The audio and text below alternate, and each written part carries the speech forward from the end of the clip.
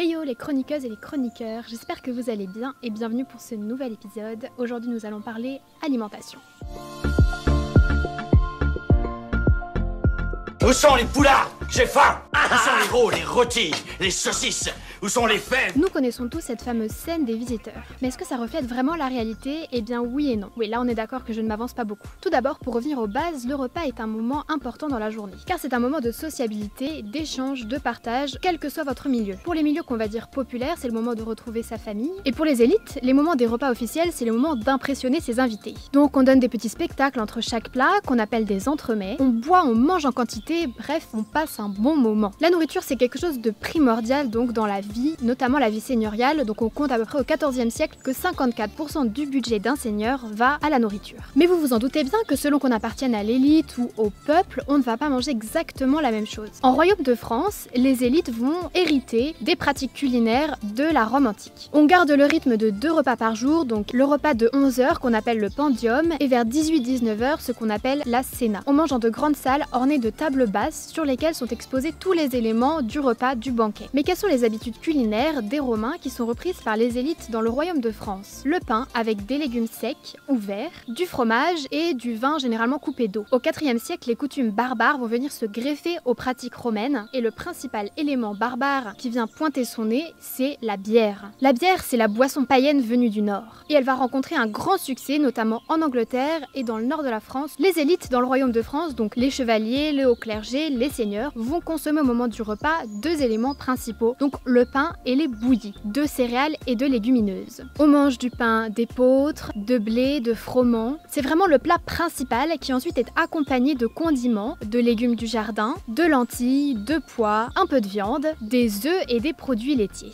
Évidemment, on assaisonne ces plats et ce sont à peu près les mêmes épices qu'on retrouve aujourd'hui, donc le poivre, le clou de girofle, le safran pour les plus riches, la cannelle et le gingembre qu'on aime aussi beaucoup manger en confit pour le dessert. La principale boisson des élites, c'est évidemment le vin entrecoupé d'eau et c'est souvent du vin qu'on n'arrive pas à conserver, donc on le boit très régulièrement. À côté de ça, il y a également la bière, l'hydromel et des boissons à base de plantes. Et le peuple, que mange-t-il? Eh bien, à peu près la même chose, du pain. Mais alors la grande différence, c'est que le pain n'est pas du pain blanc, donc le pain de blé, de froment qui coûte très cher, ce sera plus du pain aux céréales. D'ailleurs, aujourd'hui, on recommande davantage de manger du pain aux céréales qui est plus riche et meilleur pour la santé que du pain au blé ou au froment qui gonfle le ventre. Le pain qu'on mange donc du côté du peuple, c'est plutôt du pain de seigle, du pain d'avoine. Et pour accompagner ce pain, donc on a la même chose, des légumineuses, des pois, des lentilles, parfois un peu de viande. On mange ces éléments dans des tourtes, dans des ragoûts, des bouillies, mais également beaucoup de soupes. On boit de la bière et de la cervoise. Le vin rentre dans les pratiques culinaires un peu plus tard parce qu'on arrive à mieux le produire en France. Donc on va consommer le vin énormément, donc de 1 à 2 voire 3 litres par personne et par jour, mais c'est du vin qui est à 10 degrés grand maximum, mais ce qui est déjà pas mal. Le peuple, comme les élites, consomme également des fruits, alors les fruits de saison, mais alors le fruit adoré depuis l'Antiquité, c'est bien la pomme. Et oui,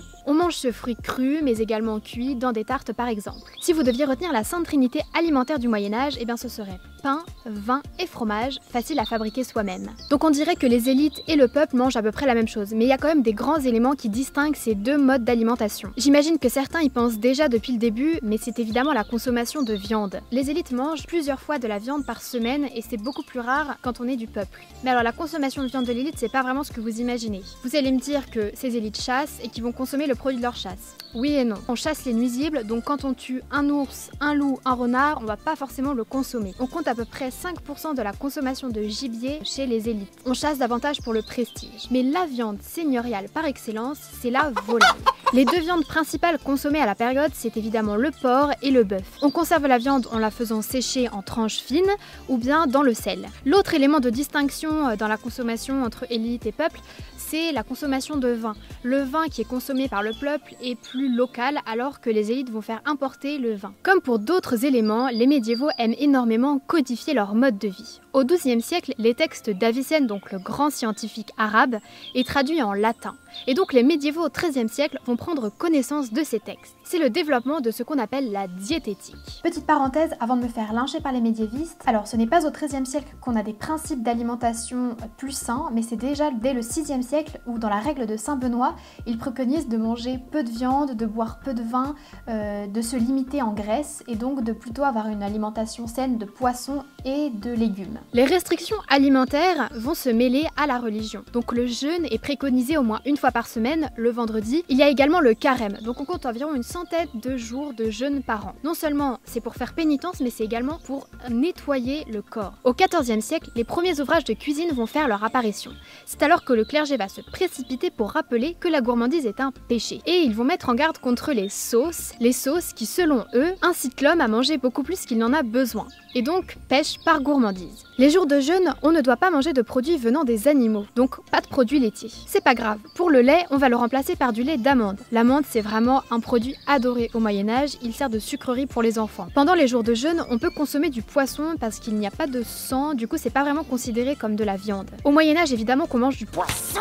Alors plus généralement du poisson d'eau douce, puisque c'est plus accessible. Le poisson de mer est plus cher. Et alors le poisson qui a un grand succès au Moyen-Âge, c'est évidemment le hareng parce que ça se conserve très bien. La diététique au Moyen-Âge, c'est à la fois un régime alimentaire mais également un mode de vie religieux. On veut garder la santé du corps et de l'âme. À part la pomme, nous n'avons pas beaucoup parlé de fruits. Pourquoi ? Eh bien figurez-vous qu'à la période médiévale, en médecine, on considère que le fruit c'est un produit frais et froid, donc il peut mettre en danger l'équilibre des humeurs. Mais on ne va pas se cacher que le fruit c'est quand même très bon, et donc les médecins vont préconiser de le manger davantage cuit que cru. Les évolutions culinaires du Moyen-Âge manifestent qu'on dépend de plus en plus du pain. On en consomme jusqu'à 2 kg par jour et par personne. Le pain est donc le centre de l'alimentation, je pense que vous l'avez tous compris. Le prix du pain est d'ailleurs un indice de l'économie d'un pays encore aujourd'hui. Donc vous voyez qu'à la période médiévale, quand les récoltes sont bonnes, eh bien on mange très bien, et même mieux qu'aujourd'hui. Les régimes médiévaux sont aujourd'hui remis à la mode par les diététiciens. J'ai 2 petites infos bonus concernant cette vidéo. Tout d'abord, dans les maisons nobles, ce sont davantage des hommes qui font la cuisine. Mais ailleurs, partout, donc la population, c'est celui qui est présent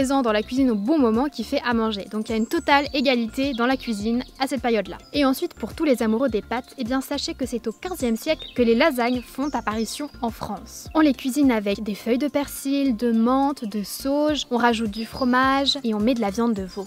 Voilà, donc c'est la fin de cet épisode, j'espère que ça vous a mis suffisamment en appétit. Je voudrais remercier Recettes Médiévales, donc il y a un compte Instagram et une application que je vais vous mettre quelque part par là, qui m'a aidé à faire cet épisode, qui m'a confirmé qu'on mangeait très bien au Moyen-Âge. Dans son application, vous avez des recettes médiévales, selon les siècles, selon les lieux aussi. Vous avez des articles sur des thèmes du Moyen-Âge. Donc pour tous ceux qui sont un peu à court d'idées en cuisine après ce millionième jour de confinement, eh bien je vous invite à consulter l'application, à la télécharger pourquoi pas. Je signale que je ne suis absolument pas payée, c'est juste que j'ai trouvé l'application géniale. Si jamais vous faites les recettes, n'hésitez pas à taguer Recettes Médiévales et moi-même pour qu'on aille voir un peu ce que vous avez fait. Voilà, et comme d'habitude, si ça vous a plu, eh bien n'hésitez pas à liker, partager, commenter, à vous abonner si ce n'est pas déjà fait, à activer la petite cloche aussi pour recevoir la notification de la prochaine vidéo. Bon courage pour la fin du confinement et à bientôt!